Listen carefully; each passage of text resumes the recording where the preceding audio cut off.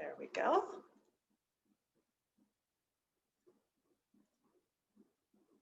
Hi to those who are just arriving. I just finished the introduction. We just are starting the presentation now.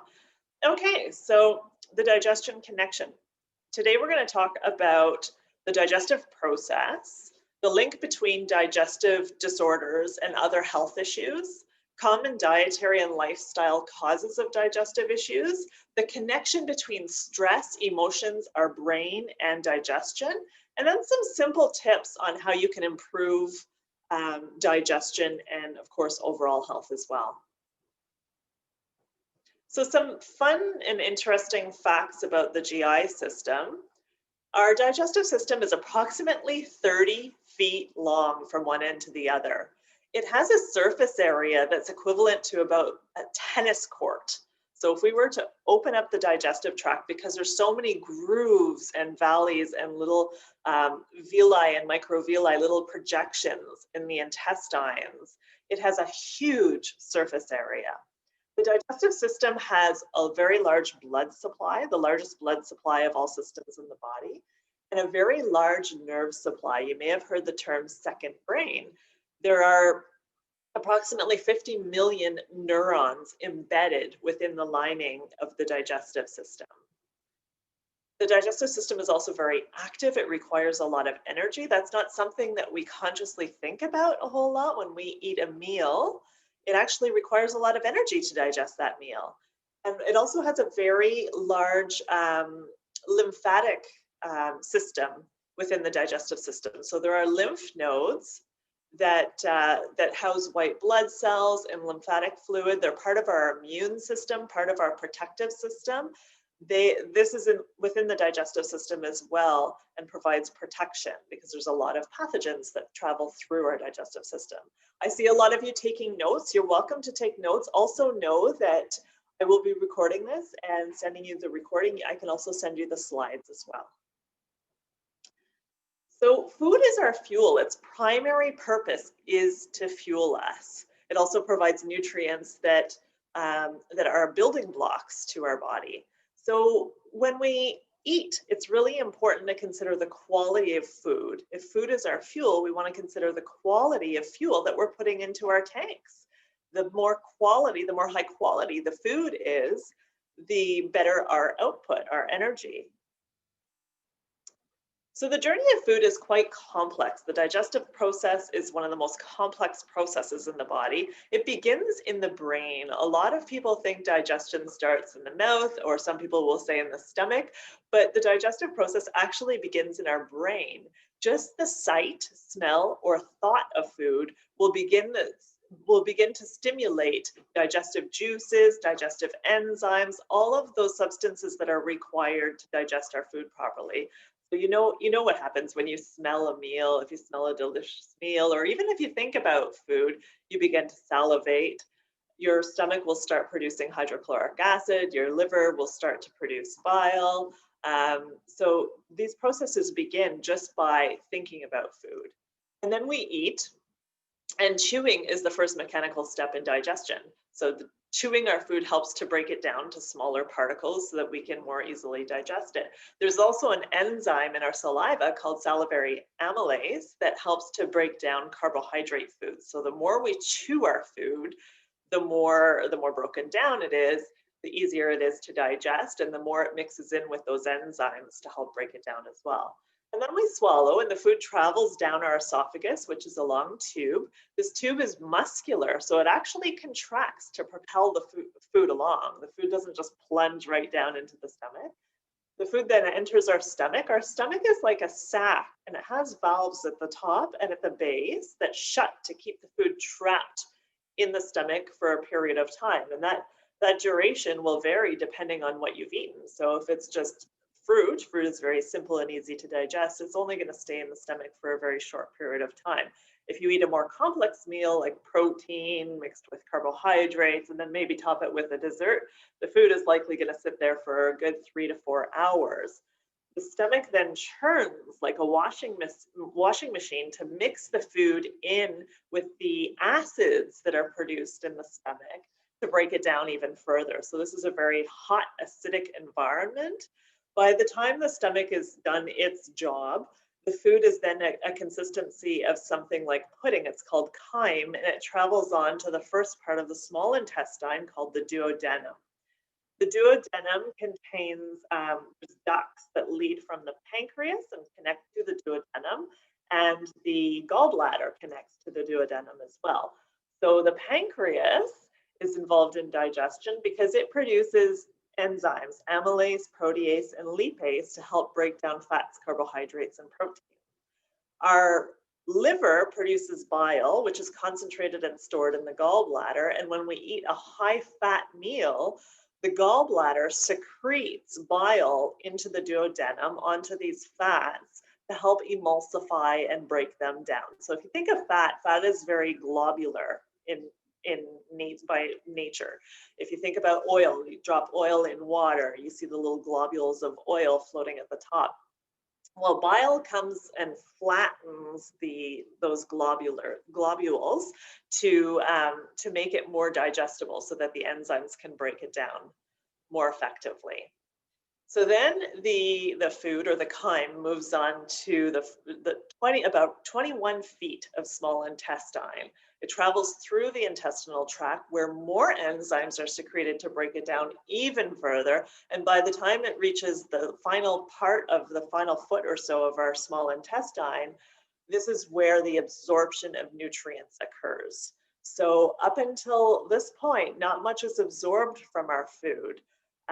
This is where all of the vitamins, the minerals, the amino acids are absorbed into our bloodstream and used throughout the body. So protein foods are broken down to amino acids, which are our building blocks. Fatty foods are broken down to fatty acids, which are really important for the heart and hormones and the brain, the nervous system, our immune system. Carbohydrates are broken down to glucose, which is used for energy and fuel. And then there's vitamins and minerals and antioxidants and phytonutrients that are also absorbed. These are absorbed through the lining of the intestine into blood circulation. A lot of them are transported back to the liver, where they are sorted and distributed throughout the body. So our liver is considered our main organ of filtration, blood filtration, but it also is like our nutrient distribution center, warehouse, factory. It determines where these nutrients are required in the body and what to do with them. And then the remaining waste, so the fiber, bacteria, dead cells that have been picked up along the way, anything that our body doesn't need, is then eliminated through the sewage pipe of our body, which is our colon. So it's quite a journey that our meals go through. You may have heard the saying, you are what you eat. You're not only what you eat, you're also what you digest and assimilate. So some people eat very healthy foods, but if their digestion is compromised and they're not absorbing all those important nutrients that are required by every process in the body, and if they're accumulating a lot of waste because the food is just sitting and sitting and sitting and they're experiencing constipation, then health challenges will occur. So it's not only about what we eat, it's also about how well our digestion is functioning. And a really good indication of how well your digestion is functioning is by analyzing, or at least acknowledging, your stools. So sorry for those who are eating lunch. It's impossible to talk about digestion without talking about elimination. Elimination is so important. We should ideally be eliminating 1 to 3 times a day. An ideal elimination should be fairly easy to pass without strain, so there shouldn't be a need to sit on the toilet for 10 minutes. It should be about the same consistency in terms of color and texture, about the size of a banana, and low odor, so it shouldn't be overly smelly. So this Bristol stool chart was developed in 1997 by a doctor who wanted to provide a tool for stool assessment, because we know that digestion is so important to overall health. So type 3 and 4 on the chart are considered normal stools, healthy stools. Type 1 and 2 would be considered constipation. Many of you have probably experienced this if you are dehydrated from time to time. And if it's something you experience on an occasion, it's not an issue. But if this is the norm, then that indicates that there's definitely an issue with constipation. So for constipation, some simple recommendations would be to increase water intake. That would be my first recommendation. Increase fiber, especially fiber from high water content foods like fruits and cucumbers and leafy greens, celery, foods that have a high water content. Prebiotics and probiotics, we'll talk about those a little bit more. Good fats, we'll talk about that as well. Applesauce formula. So this is a classic formula that I used to prescribe or recommend to clients a lot of the time who experienced constipation. It's something that I would recommend that they take before they go to bed at night. And it's just a quarter cup of unsweetened applesauce, so like the little mini applesauces, with a teaspoon of ground flaxseed and a tablespoon of ground flaxseed and a teaspoon of either fish oil or olive oil or avocado oil. And that really helps to lubricate the intestines. It's high in good fiber, and apples have apopectin, which helps with elimination and helps to bind to toxins as well. So taking this before going to bed at night or even in the morning often will help to regulate bowel movements. Movement is really, really critical. So we are a culture that tend to sit a lot of the time. Here I am sitting, speaking to you, but getting up and moving is really important. So regular exercise, walking. But if someone's experiencing chronic constipation, movement that helps to kind of massage the gut and fold the gut. So like squats and crunches and if you're familiar with yoga, child's pose, poses that help to get you into more of a squat sort of position will really help to stimulate the bowels. The intestines are muscular, so doing exercises to tone the core and to tone the gut and strengthen the gut will help with regulation as well. Scheduling toilet time. So a lot of people, the primary reason they're experiencing constipation is they don't make time to go to the bathroom. They hold, and then they, it prolongs or it worsens the situation. So scheduling time to actually sit on the toilet every day to train your body to go every day is sometimes helpful. And raising knees. So there's a product called the Squatty Potty, I think it is, where it's just basically a step stool that you put your feet on when you're sitting on the toilet. It gets you into a bit more of a natural sort of squat position, which is our natural position for eliminating.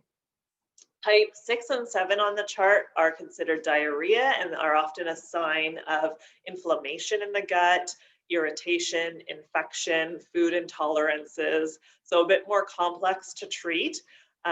In this case, definitely probiotics are really important, but really pinpointing and targeting the underlying cause would be critical. So food journaling, keeping a record of everything that you eat, the time that you eat, and then symptoms you experience afterward to try to pinpoint what foods are causing irritation or inflammation. Somebody had asked me by email about a food journal, asking me if I recommended any. I've never personally used any specific type of food journal. I just keep a notebook. I write down what I eat. I write down how I feel after emotionally, physically, my energy levels, record bowel movements, and that really helps you track and determine and make correlations between the foods you're eating and the way you're feeling. There are all kinds of templates online. I found one on Etsy that I really liked. It incorporated some mindfulness as well, like why you're eating. Are you eating because you're hungry? Are you eating because you're bored?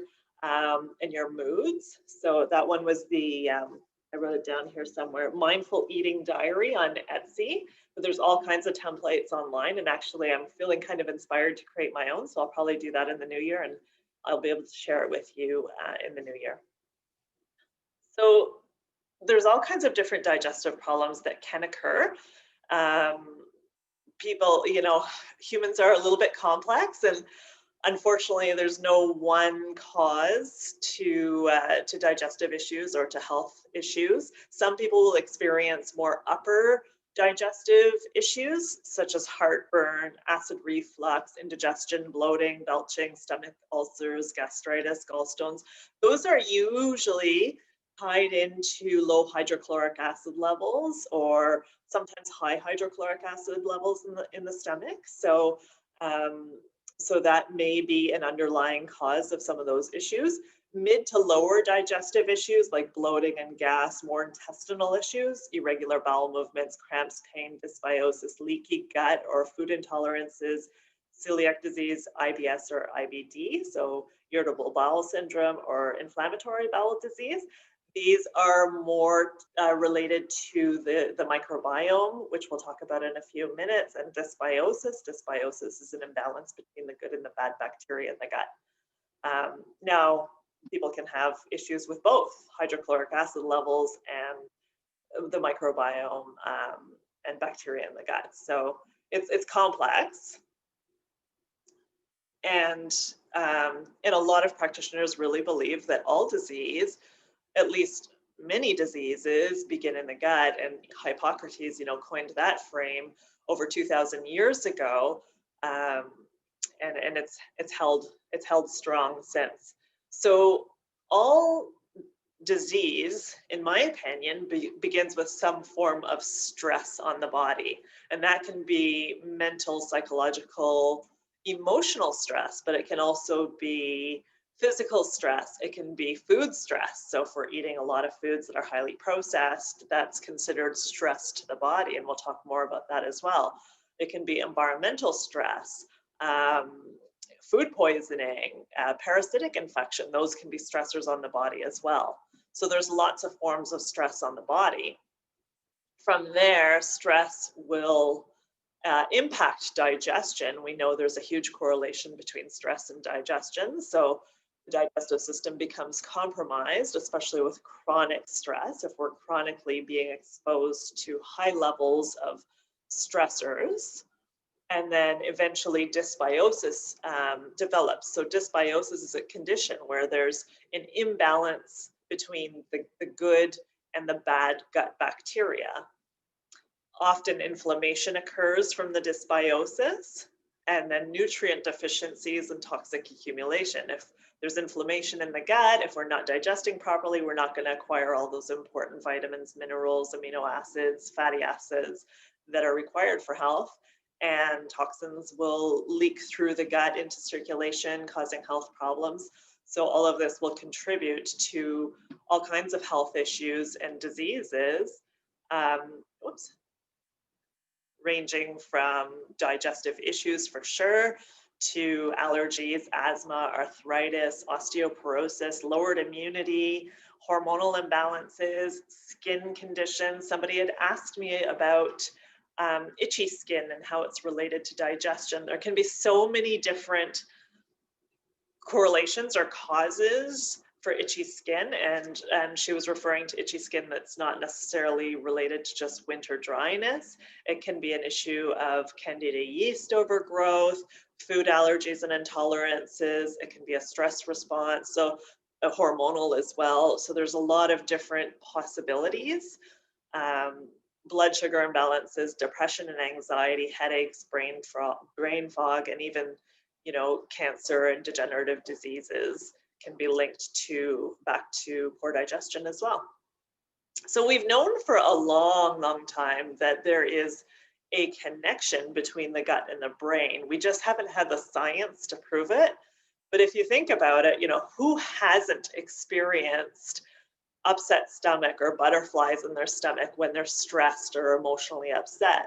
And think about some of these statements. Listen to your gut. I have a gut feeling. Follow your gut instinct. I have butterflies in my stomach. It takes guts. This is all evidence that that there is a connection between our mental health, our stress levels, and digestion.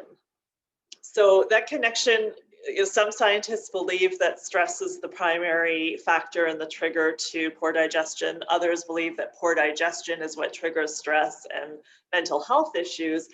I believe that it's really bidirectional. There's a correlation both ways. Our emotions can trigger symptoms in our gut, and our gut problems can trigger certain emotions and mental health issues. So really, we need to be addressing both, not just one or the other. We need to be addressing our stress levels, and we need to be addressing our digestive health. And that leads me to the microbiome. I can't go into too much detail on this. I'm going to do a whole other presentation, I think, in the new year on the microbiome because it's so important. And it's so exciting. At least I find it exciting. All of the new findings that we're discovering about the microbiome, and that we're just on the cusp. And over these next 2 decades or so, I think science is going to discover so many really cool findings and discoveries about the microbiome and its impact on our mental health, on our immune health, on heart health, on the whole body. So our microbiome is a living community of bacteria and different microorganisms that live on us, that live in us. The microbiome that I'm referring to today is the gut microbiome specifically. This gut microbiome, you can think of it, if you look at the image here, you can think of the gut microbiome as like a tropical rainforest or a beautiful field of wildflowers. So in this rainforest or in this field of wildflowers, there would be a wide range of diversity. It would be very lush and dense and full. So healthy microbiome is much like that. A healthy microbiome contains approximately 100 trillion bacteria, various strains and species of bacteria, a higher ratio of the healthy or the good bacteria versus the harmful or bad bacteria. So it's very dense, very populated, very healthy. It's this community of microorganisms that work together in synergy to support health and connect with all of our bodily systems. Our microbiome develops through early colonization. So the first few years of our life really has a huge impact on our microbiome. However, we are discovering that we can alter and influence our microbiome as we move through life. Our initial microbiome is picked up through mom. So mom passes along our microbiome. Depending on our method of birth, so a natural birth process, as we travel through the birth canal, we pick up again bacteria through mom that helps to support a healthy microbiome. But babies that are born to C-section tend to have a weaker microbiome. Nowadays, a lot of birth practitioners are, if they're delivering a baby by C-section, are opting to, and moms are opting to do a vaginal swab where they actually take vaginal fluid and rub it onto the baby to expose it to some of this bacteria if they're born by C-section. Our feeding methods, so breastfed babies tend to have a healthier microbiome as well. Our diet throughout life, especially in the first few years of life. Certain medications will influence our microbiome. So for instance, antibiotics, heavy use of antibiotics will impact the microbiome in a negative way. Stress has an impact on our microbiome, food poisoning, infections, our hygiene. And I'm not necessarily suggesting that being overly hygienic is healthy. Our hygiene, living a very sterile sort of lifestyle can actually have a negative impact on our microbiome because we need some exposure to microbes and to bacteria in order to support the microbiome. So I know that's a touchy subject today with COVID and all this hand sanitizing that we're doing. My opinion on that is to use your own common sense, use your own judgment. Of course, we're going to use hand sanitizers right now with COVID circulating. Do you need to sanitize 50 times a day? Do you need to sanitize when you're at home? Probably not. Do we need to shower every single day? Probably not.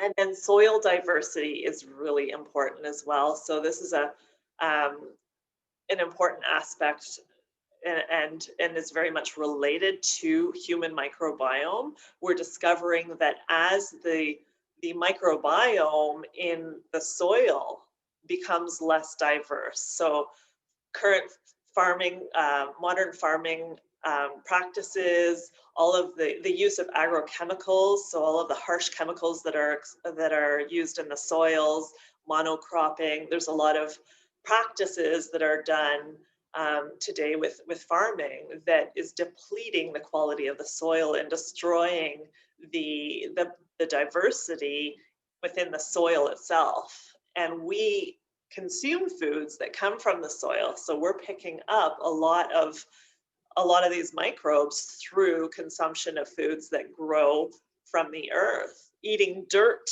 is actually recommended by some practitioners, not handfuls, but eating food that's not overly clean, that we grow ourselves in our gardens or you get from a local farmer, will help to reestablish good bacteria. So as we're looking to improve the quality of our soils, we should see an improvement within the human microbiome as well. There's definitely a gut-brain connection. So now science is just starting to discover how this connection occurs, and it's quite complex. And we don't understand it all completely yet, but we do know that these little bacteria that live in our gut, and there's trillions of them, they communicate with our brain through the enteric nervous system, so that nervous system that lives within the lining of the gut, all of those neurons. There's also there's a nerve, oh my gosh, it's slipping my mind right now, the vagus nerve. The vagus nerve is a nerve that connects our brain to our gut, to our lungs and our heart as well. And it's thought of as a two-way communication highway. So our gut can communicate directly with our brain, and our brain can communicate with our gut through this vagus nerve. Our microbiome also communicates with the brain and the nervous system through the immune system and through the hormonal system. So it will signal certain immune responses and hormonal responses depending on what's going on within the environment of the gut. So the gut is thought of as having the microbiome is thought of as having a huge impact on our behavior and on what we eat, because it's telling the brain what's going on in the gut, and it's telling our bodies, our brain, what we should be consuming according to what's going on in the gut. Probiotics and prebiotics play a huge role as well, and we'll talk about that in a minute. So some microbiome discoveries. We are discovering that good bacteria may help to regulate stress response and coping mechanism by stimulating the production of certain neurotransmitters. So serotonin is a neurotransmitter that really influences our mood, and we've recently discovered that up to 90% of our serotonin levels are actually produced in the gut, not in the brain. We used to think that it was all produced in the brain. So it can also reduce cortisol. It has a huge impact on our dopamine levels as well, which is that reward, feel good, drive, motivation neurotransmitter. It's discovered that our immune system cannot function properly without bacteria, and that organs can't grow without bacteria. So bacteria is really essential to our survival. There's different strains of bacteria, and different strains play different roles. So introducing new strains of bacteria, they've done a lot of research through mice and rats by inoculating them with bacteria from other mice and rats, and have discovered that their behavior changes. So scientists have taken mice that are more sort of adventurous and bold, and a group of mice that are more timid and shy, and they've altered their microbiome. They've inoculated the groups of mice with the opposite microbiome, and discovered that they've then picked up the characteristics of the opposite mice.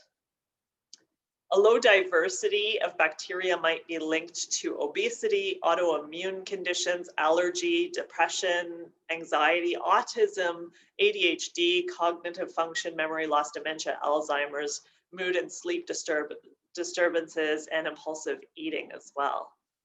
It may impact the way we think, feel, react, and behave. Many people with digestive issues also suffer mental health issues. Most kids with autism have gut issues to some degree, and there seems to be a link between the severity of dysbiosis and gut issues with the severity of autism. Changes in the neurons with Parkinson's disease and the characteristic plaques found in the brain and Alzheimer's seem to start in the gut. So science is also making that connection. So, as I say at every one of my seminars, it doesn't matter what the topic is, the body is self-healing and always striving toward health.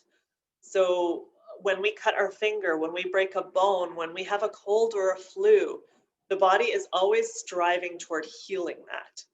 It's just that we tend to get in the way sometimes and disrupt that process by introducing more stressors, by eating more processed foods. But if we do the right things to support the healing process, to allow our bodies to do its magic, then the body can really do wonders and heal. So the first step toward healing digestion, or toward healthy digestion and overall health, of course, as well, is to reduce the top digestive stressors. So those stressors would be processed food for sure. We are a culture that tends to eat a lot of processed foods. So ideally, the majority of our diet, about 70%, 80% of our diet, should be whole natural foods, and only 20% processed foods, but we tend to have the opposite sort of ratio. So processed food is anything that has been altered from its natural state by man, by machine, by factory, anything that's packaged, that's boxed, that's canned. A lot of processed foods, especially highly processed foods, will contain a lot of synthetic ingredients like chemical additives. They're often very high in sugar, very low in nutritional value and in fiber. So we also need to consider the degree of processing. Not all processed food is evil. There are a lot of processed foods that are made from natural ingredients. So reading the labels on the processed foods that you do buy is really important. Looking to see what ingredients are in that food, what the breakdown is, how much sugar is in there, how much protein is in there. That piece is really important. Avoiding foods that you're intolerant to. So if somebody has an intolerance to dairy or to gluten or to corn or soy, eating those foods on a regular basis will just cause more inflammation and irritation within the gut, causing damage to the gut lining and possibly autoimmune disease and other conditions as well. High levels of alcohol, caffeine, and medication, overuse of medication. So meds certainly have their time and place. I'm not opposed to them. But using, antibiotics frequently, using medications maybe unnecessarily or in excess, can cause stress and strain to the liver, to the kidneys, to the digestive system. Caffeine and alcohol, they can, if they're consumed in abundance, can cause a lot of acidity in the body, can cause a lot of irritation to the lining of the stomach, stress the liver. So they would definitely put strain on the digestive system. Overeating or eating when you're rushed. So obviously overloading the digestive system, just like overloading your washing machine or your dishwasher, it's not going to be able to perform its job properly if you overload it. Eating when you're rushed, hurried, stressed will impair digestion. So the digestive process is stimulated when we're in a state of rest and digest, or parasympathetic, when the parasympathetic nervous system is triggered. When we are in a state of fight or flight or a state of stress, digestion isn't a priority. Your body's thinking that it needs to run, it needs to flee, it needs to fight. So energy and nerve impulses will not be directed to digestion when we're in that state of stress. So sitting down, eating a bit more mindfully in a calmer state is really important for proper digestion. Stress, we talked about that. And sugar. So sugar is white, like I'm talking white refined sugar and foods that are refined. So white bread, white flour, white rice, white pasta. These foods are very low in fiber. They're very high in sugar, and the sugar causes a quick rise in blood sugar levels, followed by a crash and a craving for more. So it creates a vicious cycle with your blood sugar levels. Definitely impacts mood. So it gives you that feeling of fulfillment or that high, very temporarily, followed by a crash as well, and a desire for more sugar or more stimulants. And sugar tends to feed the unhealthy bacteria in the gut, causing an overgrowth of that unfriendly bacteria. So if I go back to the analogy of the wildflowers, a field of wildflowers, if you imagine your gut having this really lush, microbiome filled with, various bacteria, and then you eat a lot of processed foods, you take antibiotics, you eat high sugar, you're under a lot of stress, those factors will come in and kind of plow down those wildflowers. And then you're left with all of these gaps and this turf that's susceptible, this terrain that's susceptible to invaders. So then when the weeds come in, when they're blown in, they can take hold and implant and take over and proliferate. So watching these stressors will really help to protect your gut from invaders and imbalance. The second step toward healthy digestion is to support your digestive system. And you can do that by eating more whole natural foods. So whole natural foods are foods that come from the earth, plant-based foods like vegetables, a variety of vegetables. Eating from the rainbow is something that I always bring up. Different colored vegetables have different nutrients in them, and we need all of these nutrients for optimal health. Fruits, nuts, and seeds. So I keep a mixture of seeds on my pantry in a jar or in the fridge. I often grind them and keep them in the fridge, and it's a combination of flax seeds, hemp seeds, chia seeds, pumpkin seeds, and add that to smoothies. You can sprinkle it onto salads. It's a great source of fiber. It's a great source of good fats as well. Legumes are a whole natural food. Spices, herbs and spices. And if you're not vegetarian or vegan, then wild caught, free range, organic poultry, meat, fish, eggs are also whole natural foods. So I know a lot of people, especially when it comes to digestion, are concerned with things like, I forgot to mention grains. Grains are also whole natural food. So a lot of people are concerned with gluten or grains as a whole, carbohydrates, fruits, beans. Somebody had brought up oxalate foods, foods that are high in oxalates, and how that can interfere or cause inflammation and trigger the digestive system. A lot of people have a hard time digesting the outer shell and the fiber in legumes and beans and nuts and seeds. My concern is that we're becoming really limited. So a lot of people, go on these very restrictive programs, cut out a whole bunch of foods, assuming that those are causing the issue and lacking certain important nutrients.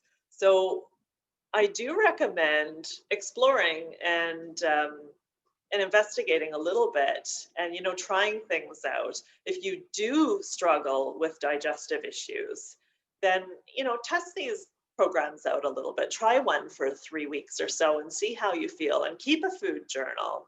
Really track and notice how your body is responding. Everybody is unique. There is no one diet that fits everyone, that suits everyone. And because our microbiome plays such a role in what we need and in what we desire, and our microbiome is changeable, we can alter it, and it does change throughout life, our dietary needs and our dietary requirements are going to change throughout life as well. So play around a little bit, pay attention to how you react to different foods. If beans, for instance, aggravates you, then cut them out for a little while. But if there is a certain type of food, and it's a whole natural food that is causing a lot of irritation and aggravation and inflammation for you, then know that, it is possible to heal the gut. The cells that line the gut die and are replaced every 4 to 5 days. It's the quickest turnaround in the body. So if we do some things to support the healing of the lining of the intestines and the gut, then a lot of those food intolerances can be healed, and you may be able to eat those foods in moderation later on. Something else to consider, I know it sounds really basic and simple, but chewing thoroughly, especially foods like beans, cruciferous vegetables like cabbage and cauliflower, Brussels sprouts, all of those gas-forming foods, makes a world of a difference. If you just chew until your food is as chewed as it can possibly be. Cooking with certain herbs, so things like cumin seeds, ginger, coriander, a lot of the Traditional Indian spices, they're used in Ayurveda a lot, really good for digestion. So cooking with more herbs and spices helps with digestion. And we'll talk about some other recommendations as well. Anti-inflammatory foods and plants are really great if somebody's struggling with digestive issues. I'll go through a list of those in a minute. Eating fermented foods. So this really helps most people who struggle with digestive issues. So having just a tablespoon or 2 tablespoons of sauerkraut or kimchi or a shot of kombucha, apple cider vinegar and water, all of these fermented foods contain living microbes, living probiotics that help to restore gut health. They're really beneficial for most people. Some people who struggle with candida yeast or SIBO, small intestinal bacteria overgrowth, cannot tolerate fermented foods for initially. So it's good to hold off if you're one to experience, especially if you experience like mind fog after you eat fermented foods or bloating and a lot of discomfort, then hold off for a little while, but know that as you work toward healing your gut, you can probably introduce them down the road. Prebiotic foods, we'll go through a list of those as well. Prebiotics are food for our probiotics. So probiotics are the good bacteria. Prebiotics help to fuel and feed our good bacteria. Bone broth, an ancient food and recipe that's used to help heal the gut. Today you can find bone broth in the health foods section of your grocery store or at the health food store. You can get it in liquid form in Tetra Paks. You can get powdered bone broth that you just add to water. You can get frozen bone broth. You can also make your own. So making your own, just look it up online. It's a bit of a process. You need to boil bones for a very long time. It's kind of smelly. I do it sometimes in my garage in my slow cooker. But it's a fantastic food to introduce when you're trying to heal the gut and the digestive system. Bone broth is very high in collagen, in glutamine, in all of the nutrients required to mend and heal the gut lining. So some people will drink it just as a broth, like by a mug, by cup. You can also make soups with it, use it as your base for soups. You can use it to cook your rice in, and you can use it like in stir fries. There's different ways, multiple ways that you can incorporate bone broth. Good fats really help to lubricate the lining of the intestine. They help to reduce inflammation. They're important in the healing process. So taking a good quality fish oil supplement is really important for most people because we just don't get enough omega-3 through our diet.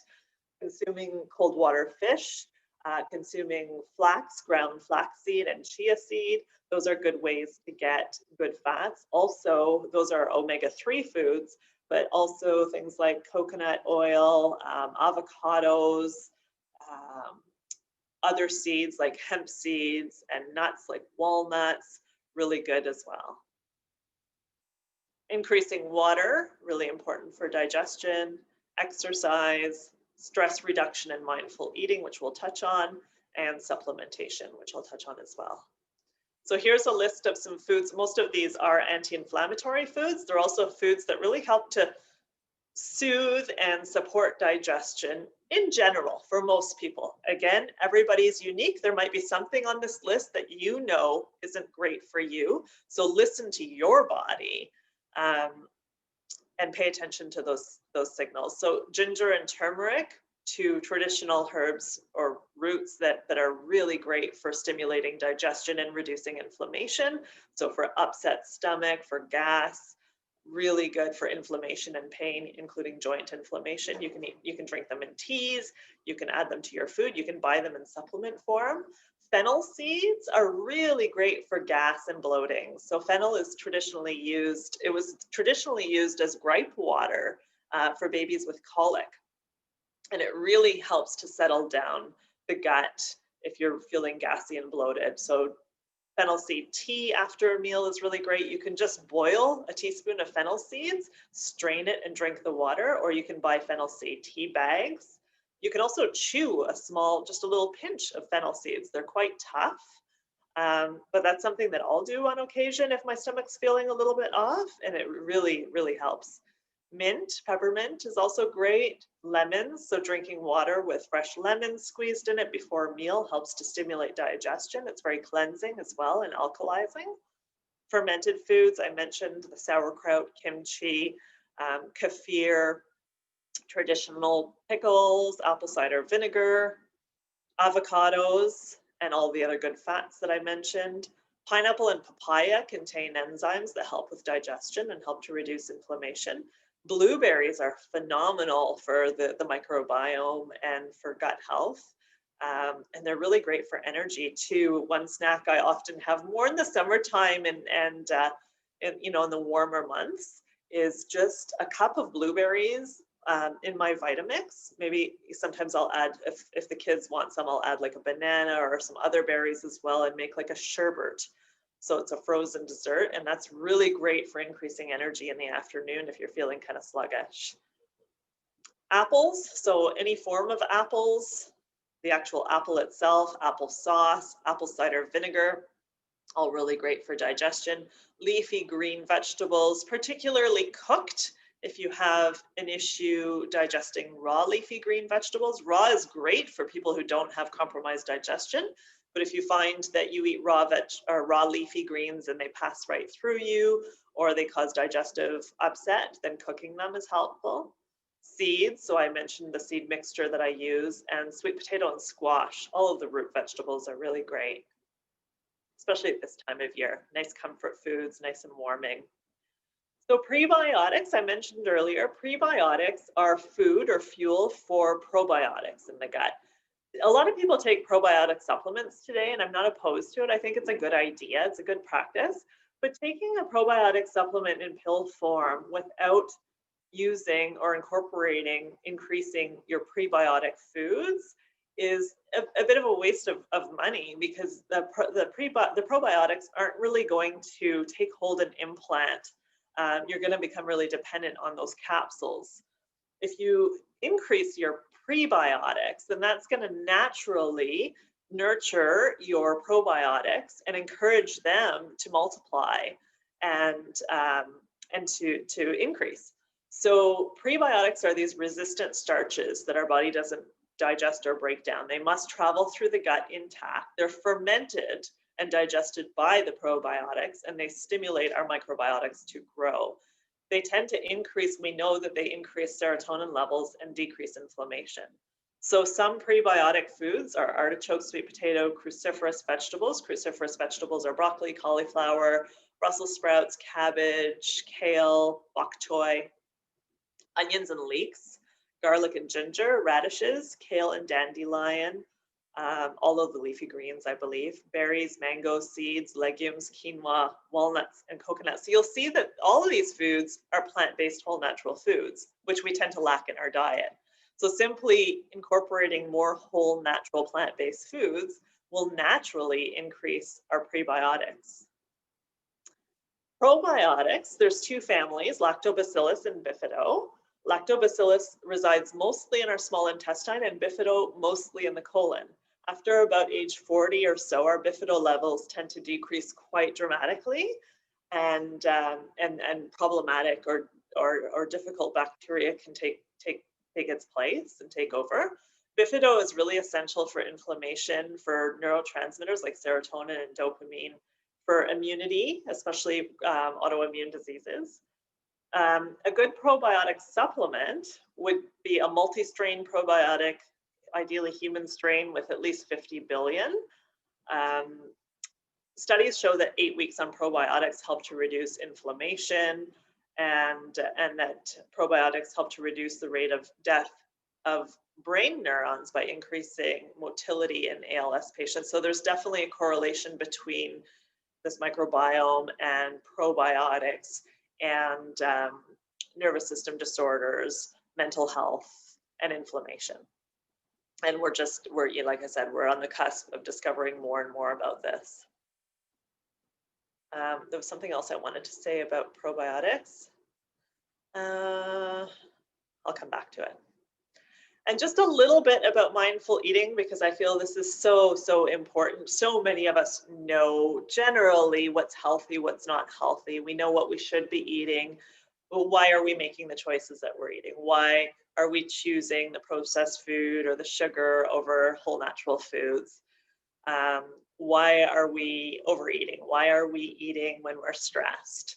So I always recommend to people to practice mindfulness. And this is definitely a process. You know, I'm still on the journey myself, and I've been in the industry for 20 years. And I've improved and improved and improved in this area. So before you eat, stop, take a pause, and ask yourself, am I truly hungry right now? Like, am I really needing fuel right now? Am I getting hungry? If you were to rate your hunger on a scale of 1 to 10, you want to be eating when, if you know, 1 is you're totally famished, and 10 is you're stuffed to the max. You want to be eating when you're somewhere along the scale of, say, 3 to 5. You don't want to wait until you're incredibly hungry and your blood sugar levels have dropped, and you don't want to be eating when you've just eaten a meal half an hour ago. So pause and ask yourself, am I truly hungry right now? If you are, if it's time to eat, then great, eat. Next question to ask yourself is, what would provide nourishment and energy for me right now? Like, what would be a healthy, nourishing choice that would meet my needs right now? Make that conscious choice.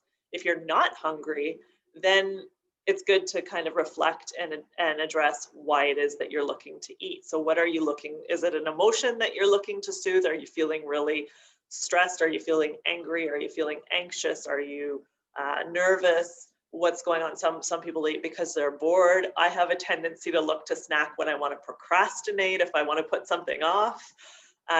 So what is it that you're looking to replace with food, and what do you really need in that moment? What can you do instead? Can you step away? Sometimes distracting yourself for just 10 minutes is enough to get rid of that craving. Sometimes having a glass of water. Maybe you need to go for a walk. Maybe you need to do something that you enjoy doing. Listen to some music or dance or draw or paint or sing or get out in nature. You know, what can replace that habit of mindless eating? And do know that it is human nature to eat impulsively and to eat for emotional reasons. It's just, if this is something that's a regular habit of yours and if it's disrupting your life, then it's important to really address it. But it's also important not to beat ourselves up when we do slip. So while eating, it's important to sit and relax, turn off technology so there's not distractions, so you can focus on the process of eating, so you can focus on chewing and on digesting. Set the atmosphere, so turn down the lights if you like. If you're at home, light some candles, put on some music. Eat outside when possible, not so much at this time of year, but in the summertime. Eat as a family or in community, or take a break and eat alone. If you've been with people all day and you feel like you just need a break, then try to get away and have some time to yourself. Take a breath before you eat. Offer gratitude. So really reflect on where that food is coming from. Who was involved in getting that food to you? It can be in the form of prayer if you practice that, or it can just be a matter of appreciation and gratitude for this source of nourishment and fuel that is on your plate. Take small bites and chew thoroughly. Really savor and appreciate the aroma, the textures, and the flavors. So when we chew more thoroughly and when we eat more mindfully, we tend to notice the flavor and the aroma and the texture of the food much more. Stop when you're content but not full or stuffed. So it's okay to leave some food on the plate or put it aside for a snack later on. And after you eat, pay attention to how you feel after a meal or a snack. Right after you eat, and then an hour later, 2 hours later, 3 hours later. Keep a food journal to increase your awareness. Sometimes we have reactions to foods that we eat. We can have reactions to foods like dairy up to 24 or even 48 hours later. So some people will experience, say they experience nausea every morning when they wake up. They just don't feel well when they wake up. It could be related to the cheese that they had at dinner the night before. So paying attention and keeping that log will help you discover what foods you are reacting to. Observe and witness from a place of compassion and non-judgment, like I said earlier. So just being mindful and witnessing your patterns and your habits, and then deciding on how you want to move forward next time. And some supplements to help support digestion. Aloe vera is one of my favorites. Aloe vera juice is very healing and soothing to the gut for most people. So aloe, if you think of the aloe plant, we use it topically to help soothe and heal burns and skin irritation, inflammation. It's very cooling and soothing. It does the same thing in the digestive tract. So it's really great for reducing inflammation, for healing, soothing, repairing the gut. It also, because of its bitter quality, it's also stimulating for digestion. So aloe vera is best taken before meals on an empty stomach, ideally 15 to 20 minutes before you eat. And it can be taken straight, ideally straight, because the more bitter the quality, the more bitter that taste, the more effective it will be for digestion. But some people just can't tolerate the taste of it on its own. So in a little bit of water, or if you have to, a little bit of organic juice, like a blueberry juice or a pomegranate juice, is fine as well. Aloe can be, I would start with just a tablespoon before each meal, ideally 3 times a day. Twice a day is certainly helpful if you can't do 3 times a day, and gradually work up to an ounce before each meal. So a shot glass of aloe before each meal.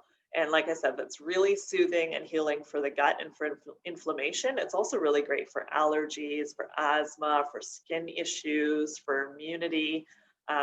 It's really a superfood. Greens are another product I really like. So I'm a big fan of whole food supplements. I like supplements that are derived from or as close in nature to food form as possible, because I believe that a lot of the nutrients in these supplements work in synergy, and in these foods they work synergistically together. So whole food supplements are more synergistic in that way. So green drinks like this green powder by Veggie Greens, there's all kinds of brands. I really like Botanica as well. They have a really nice one. Naka has a nice one. So these green powders or green liquids, you add to water and you stir it and drink once a day. They have a lot of whole superfoods in them, like barley grass and wheatgrass, spirulina from the sea. The barley and wheatgrass, because it's sprouted and because you're consuming the grass and not the grain, almost always people with celiac disease or an intolerance to gluten can tolerate it. So I've very rare to hear that somebody has a negative reaction to green drinks. There's also concentrated vegetables in them, vegetable powders. A lot of the brands have some herbs to help support digestion and detoxification, like milk thistle, green tea, turmeric. So it really is like a superfood, very, very alkalizing to the body, great for energy. So this is a good sort of 2 o'clock in the afternoon supplement that you can take to increase your energy in the afternoon, or first thing in the morning, once a day. Herbal teas, I think they're underestimated and undervalued. Teas can be pretty powerful. So peppermint tea, ginger tea, and fennel tea are 3 classics for digestion. There's a lot of companies that sell digestive blends that you can buy as well. I like Traditional Medicinals. They have a number of blends for digestion and for elimination.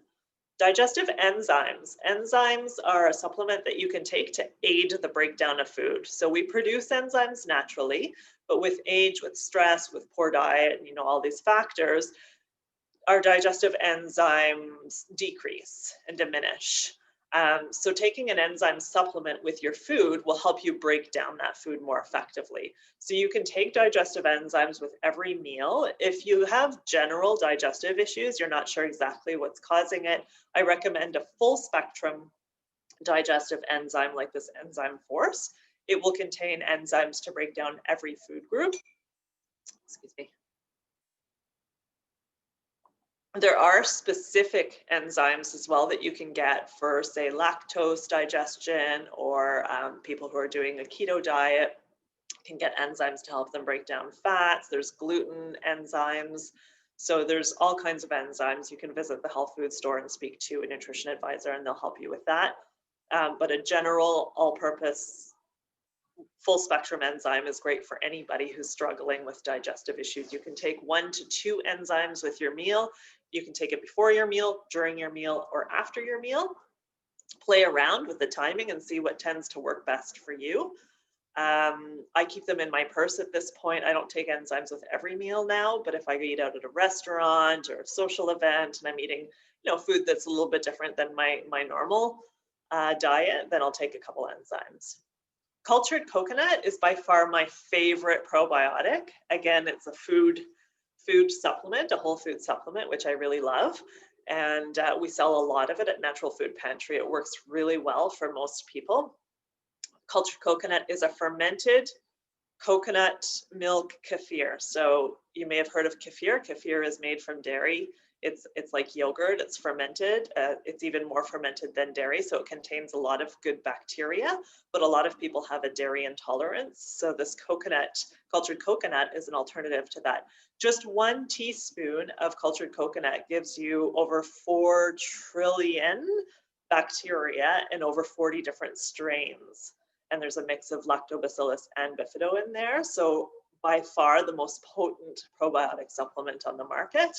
The only time I've heard of people having an issue with cultured coconut is people who have severe yeast issues. So candida yeast or SIBO sometimes don't tolerate it well. But I would say that I'd say at least 85% of the people that I've recommended it to have had nothing but good things to say about it. So really great for acid reflux, for constipation or diarrhea, for dysbiosis, any gut issues at all. Really great supplement. And you can take it straight by the spoon, or you can put it in like a smoothie or mix it in with your yogurt or oatmeal or anything like that. And then nutritional cleanses, I won't get into that right now. I have another presentation on cleansing that I'll probably offer in January again. I'm a big fan of seasonal cleansing. I think that cleansing is a great way to give your digestive system a rest. I'm not necessarily speaking fasting. I'm just talking about eating a really clean diet for a period of time and taking some support, some herbs that will help to support our natural ability to detoxify. And that wraps up the presentation for today. So to thank you all for attending, Natural Food Pantry is offering 15% off of all products in the online store from today until Thursday at midnight. So if you do have some shopping to do and you want to try out the online store or order from our online store, just use the promo code DIGEST15, all uppercase, and you can receive 15% off. There's a lot of products that are already on sale for the month of December. So, and good gift ideas too. And this is for store wide. It's not just for digestion. So there's things like essential oils and candles and Himalayan salt lamps and slippers and socks and all kinds of neat little things for Christmas as well. And I'm also offering $25 off an initial wellness consultation until the end of January. So if you feel like you need more personalized support and guidance, I'm happy to help you out that way. I definitely recommend that you start off with some of the recommendations I've made today. Start a food journal, increase your awareness, eat more plant-based foods, all of the basics. And if that is still not getting you to your goals, then you may need a little bit more assistance and help. So I'm just going to open up I'm going to stop my share here and open up the chat box, see if we have any questions.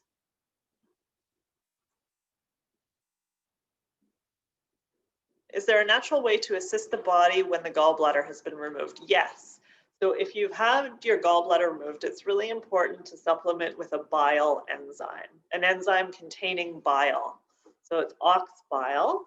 And because when your gallbladder is removed, you no longer have the ability to concentrate and control the secretion of bile. So the liver will still continue to produce bile, but it'll be like this constant drip of bile into the duodenum. So that when you eat high-fat foods, you're not getting that concentration of bile released onto those fats. So taking an enzyme containing ox bile is really helpful when eating a higher fat meal. So eating something like fish or, a lot of oils. If you're eating a greasy meal like French fries or pizza, then taking the ox bile would be really important. Could you please repeat the applesauce formula? Yeah, sure. I can send it in a follow-up email as well. So it's a 1/4 cup of applesauce, unsweetened applesauce, a teaspoon of ground flaxseed. You could try chia seed as well. Chia seed wasn't popular when I formulated this ages ago.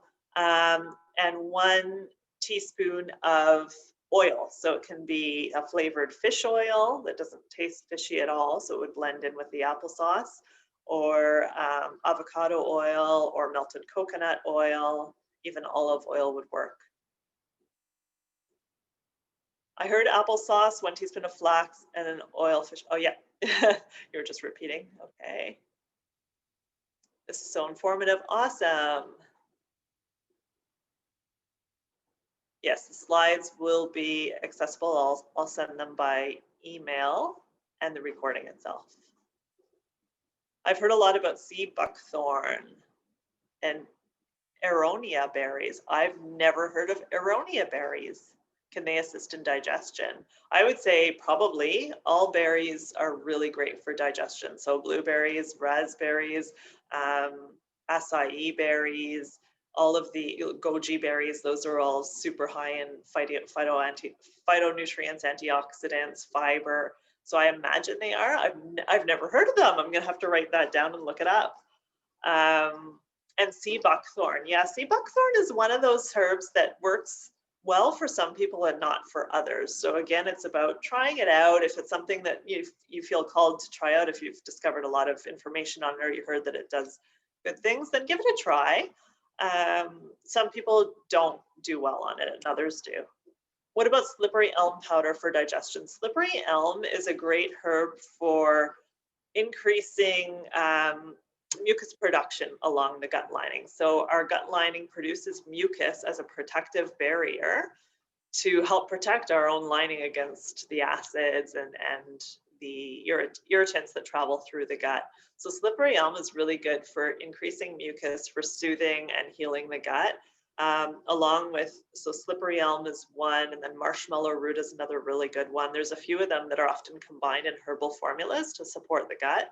Absolutely, you can get it loose as a herb and make your own concoction or your tea, or you can buy it in capsule form and try it that way. Really good for people who are struggling with leaky gut, so food allergies, increased intestinal permeability, where there's a lot of autoimmune conditions occurring in the body. Helpful for that as well.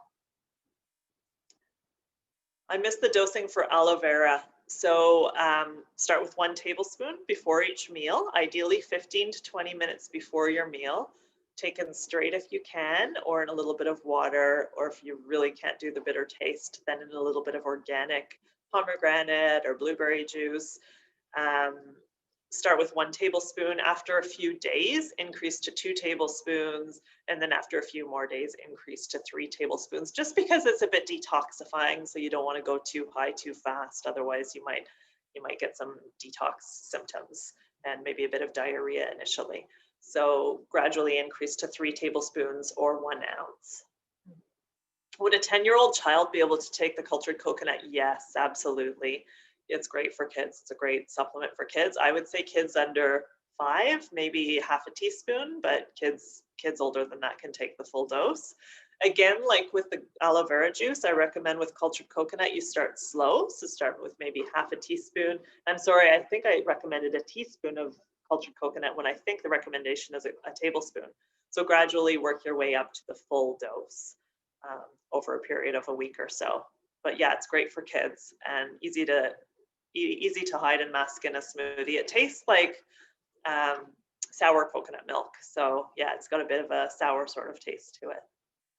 Can going vegan for a few times a year help to strengthen gut microbiome? I believe so, because going vegan will naturally increase your prebiotic foods, plant-based foods. So that's a great, it's a great, whenever I recommend a cleanse or whenever I do a cleansing program, I definitely switch over to a vegan diet, even though I am a meat eater now. There's no harm in cutting out animal products for a period of a few weeks. And like I said, it'll increase your prebiotic foods and your fibers naturally. So great to do that. Or even throughout the week, if you do tend to eat animal products every night for dinner, maybe dedicate 2 or 3 nights a week to being plant-based. Is good quality liquid fish oil a lot better than gel cap form? Depends. It depends. Depends on the brand. It depends on whether there's been anything added, how it's been processed. Generally, liquids are better. And that comes to all supplements, like herbs and tinctures and stuff. But there are exceptions to that. My favorite fish oils are liquid fish oils. I really like Sealicious. Sealicious is delicious. It has they have a bunch of different flavors that are really phenomenal, and they have a really great ability to mask that fish taste. So really easy for the whole family to take. And they're really well processed. They use the small fish. It's microfiltered to remove heavy metals and toxins. So I like Sealicious. I really like Nutricy as well. It's a classic one that a lot of naturopathic doctors recommend. So those are my two top favorite fish oils. You can definitely take the capsules. The issue with taking the capsules is that you're not going to get the same amount. So you'd have to take quite a few pills to get the equivalent of 1 teaspoon of fish oil. So most people would prefer to take just a teaspoon a day, get it done with, than to take 2, 3, 4, even 6 capsules, depending on the brand. Lots of thank yous. You're very welcome. Thank you. Thank you for joining me, everybody. Mulberries are great as well. Yeah, absolutely. What do you think about intermittent fasting? I think it's great for most people. Again, listen to your body. We go through changes. There's women experience hormonal changes. We go through changes with the seasons. I know that in general, fasting for me, fasting is a good practice, but there are times when it just doesn't feel right and it doesn't feel good. Some people, I generally recommend when I do my sleep seminar, I generally recommend that people don't eat before they go to bed, but some people can't sleep on a completely empty stomach either. So eating before bed would break an intermittent fast. You really have to listen to your body, but try it. If you're generally healthy and you don't have major blood sugar issues like diabetes, then give it a try. Give it a try for a week or so and see how you feel. Gradually work up to a full intermittent fast. So intermittent fasting is usually has you avoiding food for a period of at least 16 hours. So start with, just nighttime plus a couple hours, just your sleep time plus a couple hours, and gradually work your way up and see how you feel. Thank you, everybody. Thank you for the appreciation, and watch for future presentations. If you're not a subscriber to the Natural Food Pantry newsletter, that's a good way to find out about upcoming events. Just pop onto the webpage, naturalfoodpantry.ca, and you can subscribe there. One more question about aloe vera juice. Is it once daily before a meal or before each meal is ideal? So if you can remember to take it 3 times a day before breakfast, lunch, and dinner, that would be most ideal for sure. If taking it before lunch, a lot of people don't think to bring it to work with them, then taking it before breakfast and before dinner will certainly should make improvements and should make a difference as well. Look for third-party tested fish oils. Absolutely. Yeah. So no heavy metals. Any specific suggestions for foods or supplements for acne-prone skin? I'm 21 and I've had hormonal acne and found dairy flares up. Absolutely. So yes, prebiotics are really important. Good quality oils, so the fish oil supplement is really important as well, and probiotics, prebiotics, probiotics, and fish oil. So eating more plant-based food, getting more of those vegetables and fruits in. Lemon in your water is really cleansing, really great for acne. Really, we're looking to balance hormones. That's the underlying issue with your acne. So addressing the gut is always important for doing that. The greens too, like a green supplement, the veggie greens would be really helpful because it's very cleansing. The liver is involved in regulating your hormones, and so supporting liver detoxification, liver cleansing is always helpful. There's lots of other things you can do as well, like milk thistle for the liver, and it gets quite complex and everybody's situation is different, but those are some general recommendations. Watching sugar too is important. Any benefits? Are there benefits? Top it. Sorry, I don't understand that one. Thank you. Intermittent fasting, that one was addressed. Oh, to intermittent fasting, okay. Any suggestions for foods or supplements to regulate menstrual period 17 years old? Yes, Vitex is a herb. It's called chase tree berry or Vitex, and it's a great herb for regulating both estrogen and progesterone. Very safe to take as well. So that's a herb that can be taken in tincture form. I really like St. Francis for herbs. They're a local company that makes really high quality herbal tinctures that can be given to a 17-year-old. There's another product called EstroSense, EstroSense. And EstroSense is a product that supports liver detoxification and the regulation of hormones through liver support. So it's great for digestion. It's good for disease prevention. It's good for balancing hormones. Those are two products that can be used. Of course, again, addressing the gut, addressing diet. I know it's hard with a 17-year-old, depending on how health conscious they are and how aware they are. It may be difficult to get them to change the way they eat or not, but introducing more plant-based foods. The seed mix that I mentioned, so flax, chia, hemp, that would be really good for the 17-year-old. Yeah, so those are all helpful. What are the benefits to intermittent fasting? The benefits are, there's a list that goes on and on for the benefits of intermittent fasting. Basically, when you're fasting, you're giving your body a rest from digesting.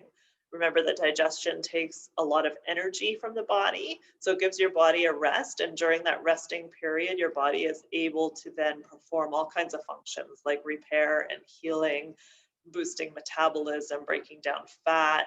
It's really great for cognition. There's been some research to show that it's great for balancing blood sugar levels. So there's lots and lots of benefits to it. Just to clarify, what were the applesauce mix for constipation? So the applesauce with flaxseed and oil is specifically to help regulate bowel movement. So really good for constipation for most people. And I think that's the end of the list of questions. So I thank you all very, very much for attending. Certainly keep an eye out for future presentations, and I'll send you a follow-up email with a link to the recording and with the slides and a few of the key points that we addressed as well. Okay, so happy holidays to everybody. Stay healthy and hope to see you again.